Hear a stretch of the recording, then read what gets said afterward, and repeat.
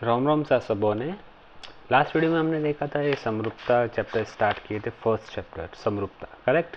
समरूपता में हमने ये सब प्रॉब्लम सॉल्व किए थे, एरिया ऑफ द ट्रायंगल निकालने का, एरिया ऑफ द कोई दो सेम ट्रायंगल रहेगा तो उसका कैसे एरिया निकालते हैं, समान आधार रहेगा तो कैसे निकालेंगे, दो त्रिभुज का समान आधार हो गया या फिर दो त्रिभुज का समान हाइट हो गई, ऊंचाई हो गई, या फिर दोनों का समान हाइट और ऊंचाई दोनों समान रहेगा तो दोनों का एरिया दोनों का सेम हो जाएगा। ऐसे ये सब टाइप के क्वेश्चन सॉल्व किए थे, करेक्ट। अब उसके बाद में 1.1 एक्सरसाइज सॉल्व की थी।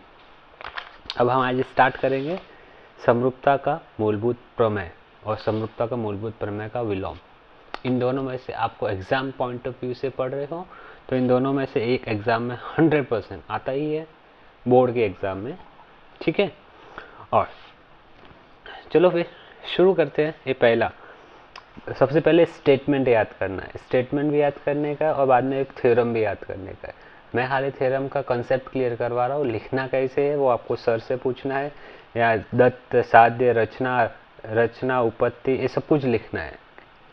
ये सब का भी मार्क्स रहता है, दत्त का भी मार्क्स रहेगा, साध्य का भी मार्क्स रहेगा, रचना का भी मार्क्स रहेगा, उपत्ति का भी मार्क्स रहेगा, स्टेटमेंट लिखोगे उसका भी मार्क्स रहेगा।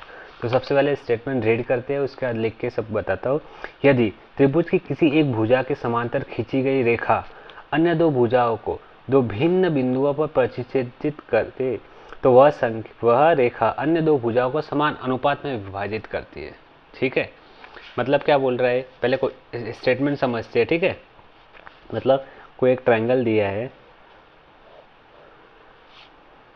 ट्रायंगल दिया है मतलब एक कोई किसी के पैरेलल लाइन, इसके किसी के भी पैरेलल लाइन, पैरेलल मतलब समांतर लाइन खींचना है। सपोज इसके खींचो, इसके खींचो, अभी इसके लिए इसको खींचता हूँ तो ए वाली लाइन एल एम ये दोनों समांतर हुई तो ए बटे ए और ए बटे ए ये दोनों सेम होगा, ठीक है।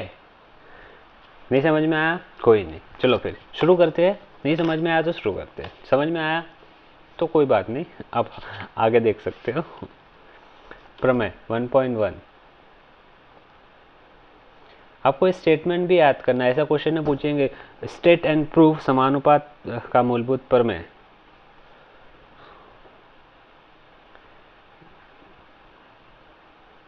यदि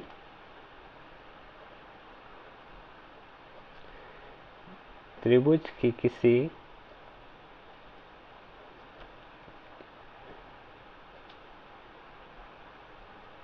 एक भुजा के समांतर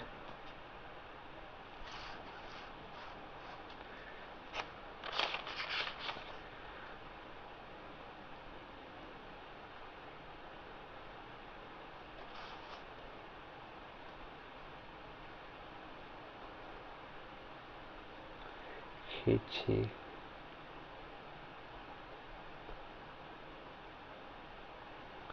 अन्य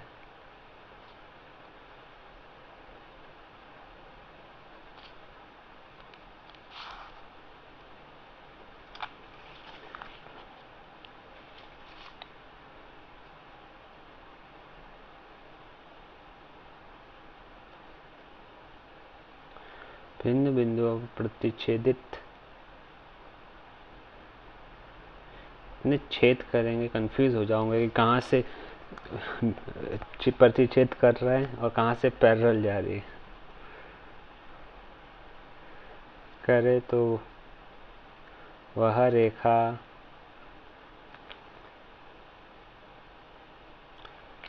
अन्य दो भुजाओं को समान अनुपातों में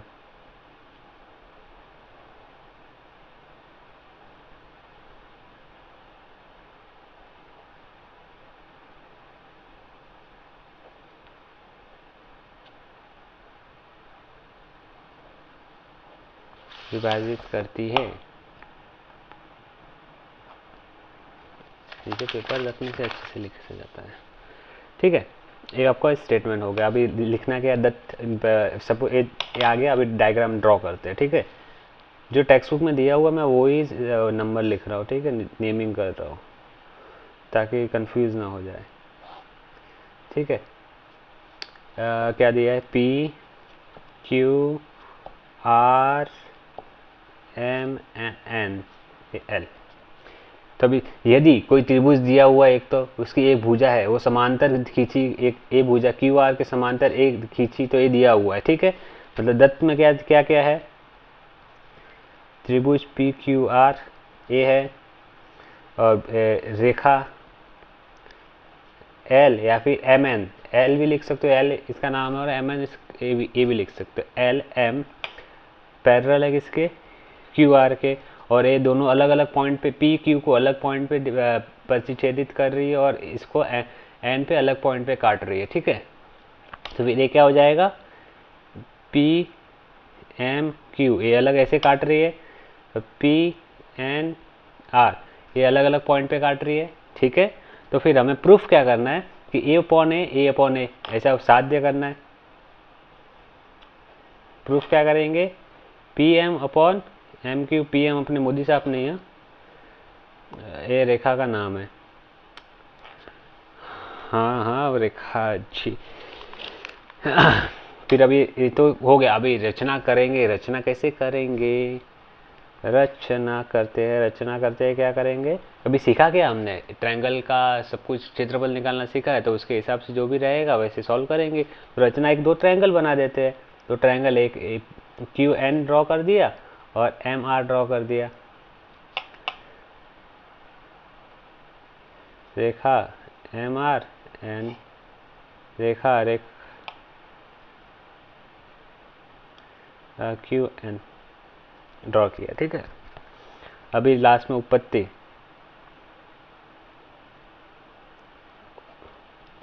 देखो अभी इसमें लिखना क्या है, करेंगे कैसे, पहले क्या करने का पता है, दोनों का सेम हाइट वाला एक ट्रायंगल लेने का। मतलब देखो ये वाला ट्रायंगल ले लिया, ये वाला ट्रायंगल, पहले एक वाला ट्रायंगल ले लिया, उसके बाद ए वाला ट्रायंगल लेंगे, उसके बाद ए वाला और ए वाला दो ट्रायंगल लेंगे। समझ में आया नहीं, ठीक है। देखो ये फिर से ट्रायंगल ड्रॉ किया, इसमें एक दो, पहले वाले में कौन सा, ए वाला ट्रायंगल लेते हैं, ठीक है।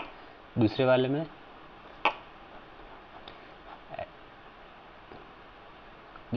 ए वाला ट्रायंगल लेंगे। तीसरे वाले में तीन बार मतलब ऐसा लेंगे, कौन सा था,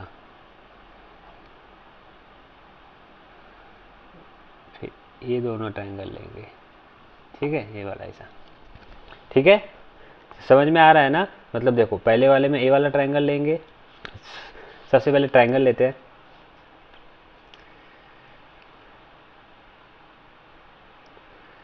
पी एम एन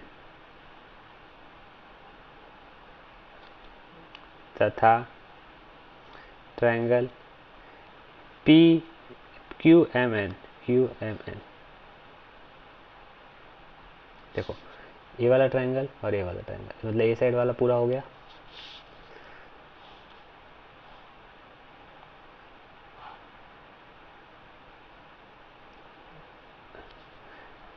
ए वाला ट्रायंगल और ए वाला ट्रायंगल, ए वाला ट्रायंगल और फिर ए वाला ट्रायंगल, फिर ए वाला ट्रायंगल, फिर ए वाला ट्रायंगल और ए वाला ट्रायंगल, ऊपर वाले के साथ में ये दोनों ट्रायंगल लेने का है, ठीक है।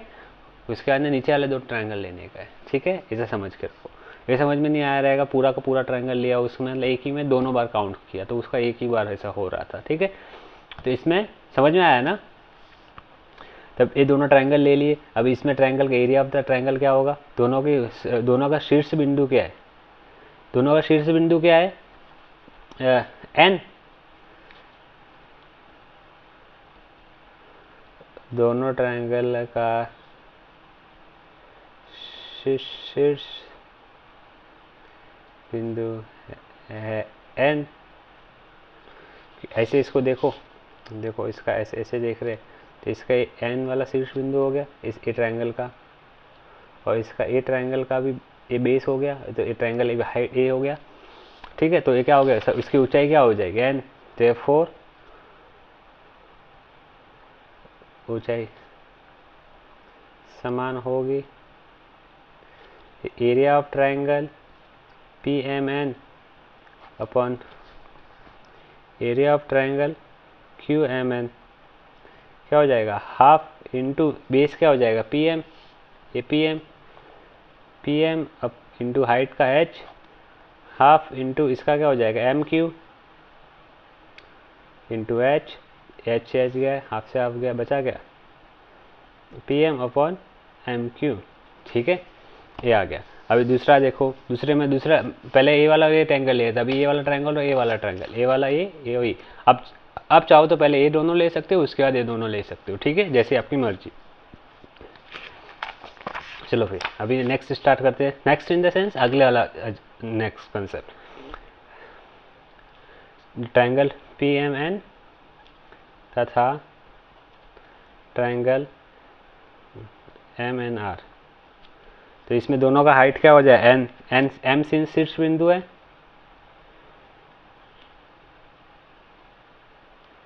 एम शीर्ष बिंदु है, तो क्या हो जाएगा, दोनों का हाइट, दोनों ट्रायंगल में एम शीर्ष बिंदु है, तो दोनों का ऊंचाई समान होगा। ठीक है, तो दोनों का ऊंचाई समान होगा तो क्या हो जाएगा, तो area of triangle P M N upon area of triangle M N R is equal to half into base इसका क्या है, पी एन, हाइट सेम है, इसका बेस कितना है एन आर, इसका पी एन था, इसका एन आर इंटू हाइट, ऐसे गया हाफ से हाफ गया, क्या बचा P N upon N R. ठीक है, अभी देखो ए वाला ट्रायंगल और ए वाला ट्रायंगल, देखो तो कौन सा ट्रायंगल का नाम लिख रहा है उसके बाद देखने की कोशिश करना, क्यू एम एन एंड तथा एम एन आर, ए वाला ट्रायंगल और ए वाला ट्रायंगल। ठीक है, देखो ए वाला ट्रायंगल और ए वाला ट्रायंगल। ठीक है, ये दोनों ट्रायंगल लिए, तो इसमें देखो इसका बेस तो एम एन, दोनों का बेस कितना हो गया, आधार,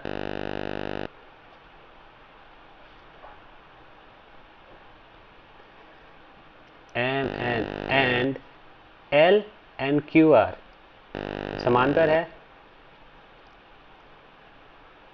और दोनों त्रिभुज किधर बन रहे, दोनों पैरेलल लाइन के बीच में बन रहे, मतलब दोनों की हाइट कितनी रहेगी, सेम, दोनों की ऊंचाई समान होगी, दोनों की हाइट और बेस दोनों सेम हुआ, तो मतलब क्या होगा, दोनों ट्रायंगल का एरिया समान हो जाएगा। Area of triangle Q M N is equal to area of triangle M N R. इसको इक्वेशन 3, ये इक्वेशन 2, ये इक्वेशन कितना आ गया 1। ठीक है, अभी देखो, अब ए वाला P M N upon N Q M N, Q M N की जगह पे एम एन आर लिखो, या फिर इसकी जगह पे जैसी आपकी मर्जी, जो क्यू एम एन की जगह पे एम एन आर, तो दोनों सेम हो जाएगा ना, या फिर एम एन आर की जगह क्यू एम एन लिखो। फ्रॉम 1 एंड 3 क्या हो जाएगा, क्यू एम एन की जगह पे एम एन आर लिख रहा हूँ। ठीक है, area of triangle P M N upon Q M N की जगह पे M N R, area of triangle M N R is equal to M P M upon M Q, P M upon M Q है ना, equation कितना हो गया 4। अभी देखो ए वाला एंगल और ये वाला, ये दोनों सेम है ना, इक्वेशन समीकरण 2 इज इक्वल टू समीकरण 4, दोनों सेम है ना, P M N upon M N R, P M N upon M N R, P M N upon M N R, तो P N is equal to P N upon N R is equal to P M upon M Q. Last में यही proof करना था ना, देखो इस P M upon, इसको इस साइड लिखा है, इसको इस साइड कोई नहीं, इसको इस साइड लिख लेते हैं।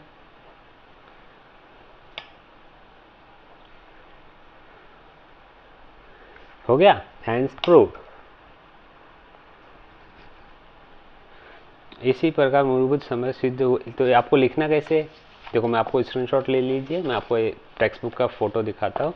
देखो पहले स्टेटमेंट आएगा, ये डायग्राम आएगा, दत्त, साध्य, रचना, उत्पत्ति, स्क्रीनशॉट लेना है, ले लीजिए, और लास्ट में ऐसा लिखना है, इसीलिए समानुपात मूलभूत प्रमेय सिद्ध हुआ।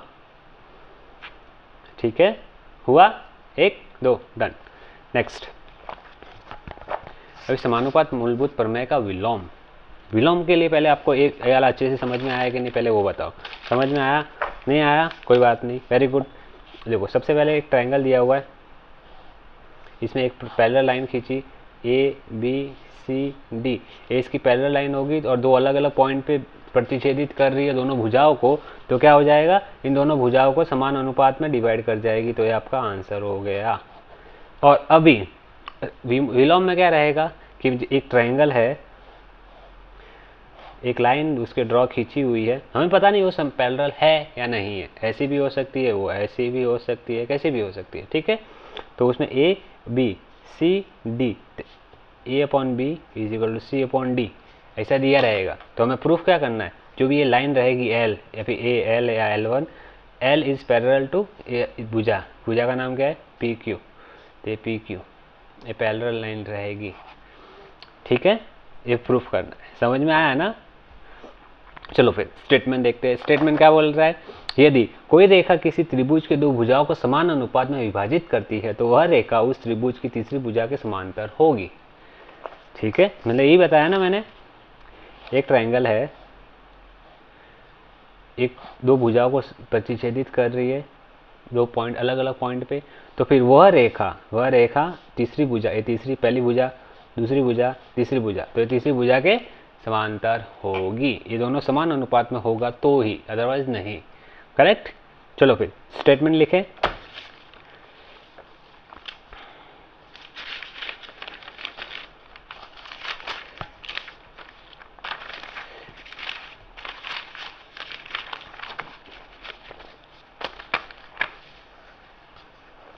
चलो फिर स्टेटमेंट लिखते हैं। स्टेटमेंट क्या बोलता है, 1.2 प्रमेय, ऐसा भी पूछ सकते हैं, समानुपात मूलभूत प्रमेय का विलोम, और समानुपात मूलभूत प्रमेय रहेगा तो पैरेलल दिया रहेगा तो अनुपात में निकालना रहेगा, और विलोम में बोला रहेगा तो अनुपात में दिया रहेगा पैरेलल समांतर निकालना रहेगा, ठीक है।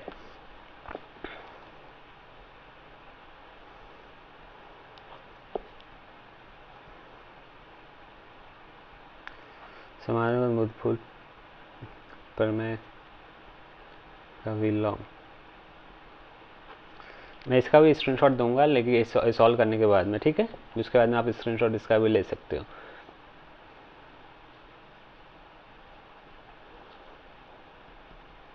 यदि कोई रेखा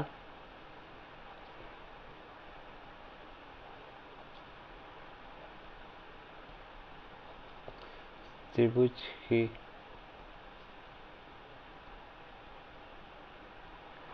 तो भुजाओं को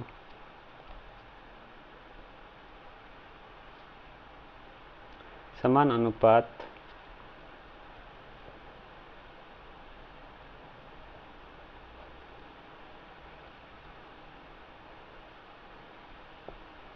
करती है तो वह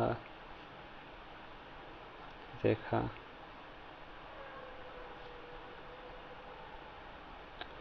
उस त्रिभुज तीसरी भुजा के समांतर होगी।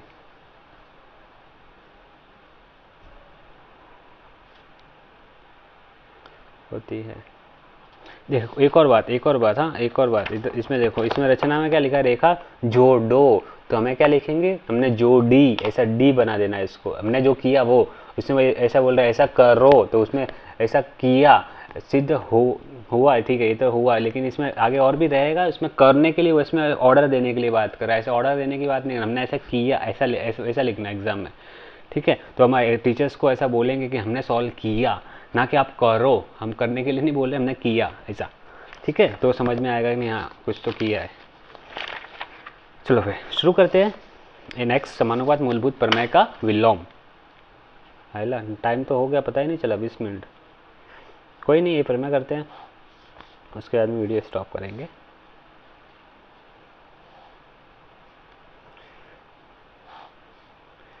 P Q R M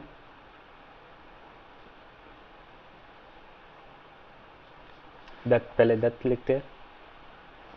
Dutt में क्या क्या दिया हुआ है, एक ट्रायंगल दिया हुआ है पी क्यू आर, और क्या दिया हुआ है P M upon Q M is equal to P N upon R N या एन आर, कुछ भी लिख सकते हैं ऐसा।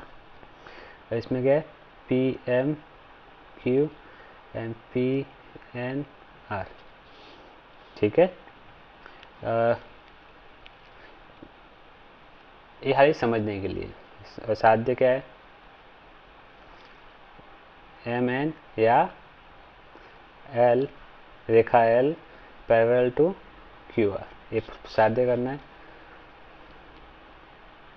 रचना क्या करते हैं, एक मान लेते हैं कि ए इसका पैरेलल नहीं है सम पॉइंट के पे।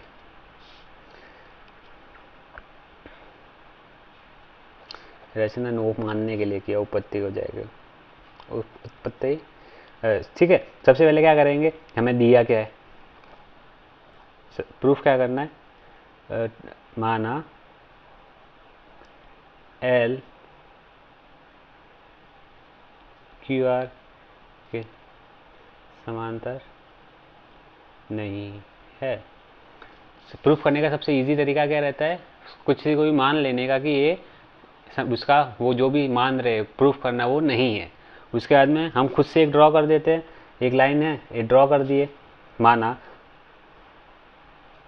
एम के समांतर है क्यू आर के, माना हमें नहीं पता, माना खाली ये भी माना, ऐसा मान लिए कि ऐसा नहीं है लेकिन ऐसा है, मान लिया। मानने में क्या जाता है, मानने में कुछ भी मान लो, मान लिया। उसके बाद क्या होगा, समानुपात का मूलभूत प्रमेय,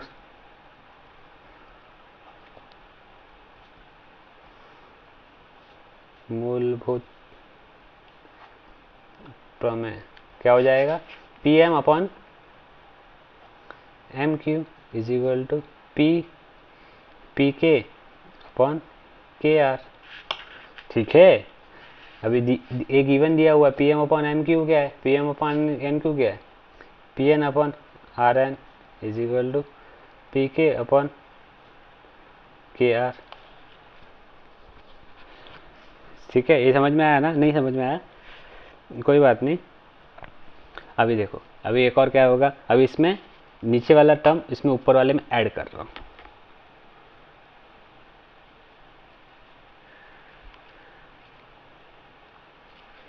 नीचे वाला टर्म है उसमें ऊपर वाले में एक फॉर्मूला ऐसे याद रखो, A upon B is equal to C upon D. तो इसको हम A by A plus B by B C plus D by D ऐसा याद रख सकते हैं। ऐसा होता है अनुपात में, रेशियोज में ऐसे फॉर्मूला होता है। कुछ ऐड करो अपॉन में, दोनों साइड नीचे जो रहेगा, नीचे की साइड रहेगा उस दोनों की साइड नीचे वाला ऐड करो, या फिर दोनों का नीचे की साइड से माइनस करो, तो आंसर सेम ही, अनुपात रेशियो सेम ही रहेगा। ठीक है, चलो फिर ए वाला इसमें ऐड करते हैं, P N upon R N, ये नीचे वाला ऊपर में ऐड कर दिया, P K upon K are upon में ऐड कर दिया के आर, दोनों में एन एन है। देखो P N upon R N, P N upon R N, तो दायरा पूरा हो जाएगा, P R upon R N, P K upon K R, P K upon K R, P K upon K R, तो मतलब पूरा हो गया, P R upon K R. ये क्या हो जाएगा, पी आर से पी आर कैट कैंसिल, इसको इस साइड भेजो, नहीं समझ में आया तो पी आर ये उसके ऊपर आ गया, are N upon K are, ए से सेम गया कैंसिल, ये इस साइड आ गया, 1 बचा, P N upon K R, तो ये क्या हो जाएगा, K R is equal to P N. दोनों के आर और पी एन दोनों सेम ही है। ठीक है, मतलब क्या हो रहा है, ये दोनों पॉइंट के एन के तथा एन भिन्न बिंदु नहीं है, भिन्न बिंदु नहीं है। ठीक है, ये दोनों सेम ही है, तो दोनों भिन्न बिंदु नहीं है, एक ही पॉइंट है। अर्थात क्या हो जाएगा, लिखना पड़ता है आपको इसमें, एम के रेखा भिन्न रेखा है, भिन्न रेखा नहीं है, एक ही है। देखो M N parallel to Q R, तो एम एन क्या है, वही है रेखा L parallel to Q R, hence prove. ठीक है, सबसे पहले इसमें क्या दिया हुआ था, जब पैरेलल दिया, समांतर दिया हुआ है, समांतर प्रूफ करना हुआ, अनुपात दिया हुआ है, समांतर प्रूफ करना, तो हमने क्या कर दिया, समांतर को पहले मान लिया कि वो समांतर नहीं है, दूसरी भुजा ड्रॉ कर दी, दूसरी भुजा ड्रॉ करने दूसरी उसके समांतर ड्रॉ कर दी, मानते हैं कि ये समांतर है, लेकिन वो समांतर को एक फार्मूला के, ये वाला formula a plus B upon B is equal to C plus D upon D, यदि a upon B is equal to C upon D होगा तो ऐसा कर सकते हैं, ठीक है, लेकिन उल्टा नहीं कर सकते। हाँ, ऐसा कर सकते हैं। तो वो ऐसा वाला फार्मूला इसमें यूज़ किया और उससे मुझे पता चला कि m और n दोनों पॉइंट अलग अलग है ही नहीं, एक ही पॉइंट है, तो फिर एक ही भुजा पे दो दो मध्य बिंदु कैसे हो सकते हैं? तो किसी भी भुजा का मध्य बिंदु एक ही रहता है। यहाँ इधर एक और लाइन डाल सकते हो डालना चाहो तो, किसी भुजा, सॉरी बीजा नहीं भुजा, किसी भुजा का मध्य बिंदु एक ही होता है, केवल एक ही होता है, और इसीलिए k तथा n भिन्न बिंदु नहीं होके एक ही पॉइंट है, क्योंकि मध्य बिंदु पे प्रतिच्छेदित कर रही है। देखो इसमें क्या लिखा है, विभाजित कर, किसी दो त्रिभुज समान अनुपात में विभाजित कर, समान अनुपात मतलब उसके मध्य बिंदु में डिवाइड कर रही है, ठीक है। तो अभी आपको स्क्रीनशॉट लेना है तो आप ले लीजिए, उसके बाद में कुछ इसके गुणधर्म है वो सॉल्व करेंगे, फिर सॉल्व एग्जाम्पल भी है, वो सब कुछ भी करना है, ठीक है। लिया स्क्रीनशॉट, 1 2 1 2, ठीक है। फिर मिलते हैं अब अगले वीडियो में, तब तक के लिए जय श्री राम।